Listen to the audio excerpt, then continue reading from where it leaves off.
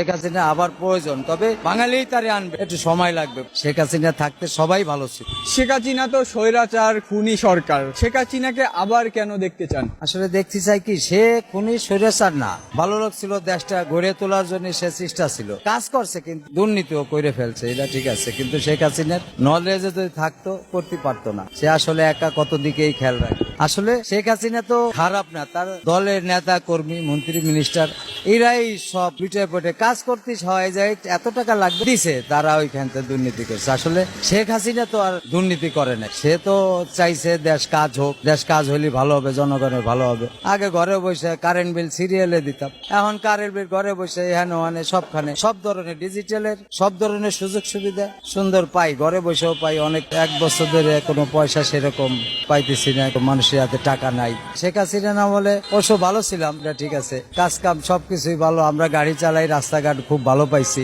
অনেক দূরে দূরে যাইতে পারছি।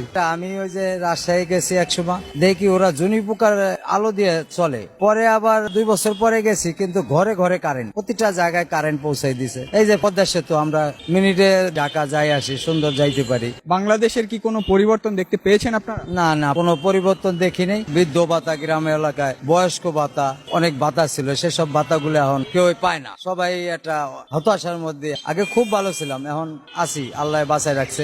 শেখ হাসিনা আবার বাংলাদেশে ফিরে আসুক, এটা চান কিনা? এখন আসলে যে পরিস্থিতি দেশের, এভাবে সরাসরি যদি বলি চাই, তাহলে মানে সবাই কইব ওই যে আওয়ামী লীগ করে, এই জন্য সেই ধরনের কথা। কিন্তু আসলে একটা সরকার যে উন্নয়ন করছে, যেসব করছে, সবাই যেভাবে পাইছে, সেই হিসেবে আগে অনেক খারাপ আছি, সেই হিসেবে তারা বলতে যে তারাই প্রয়োজন, এই সরকার চালানোর মতো যোগ্য না।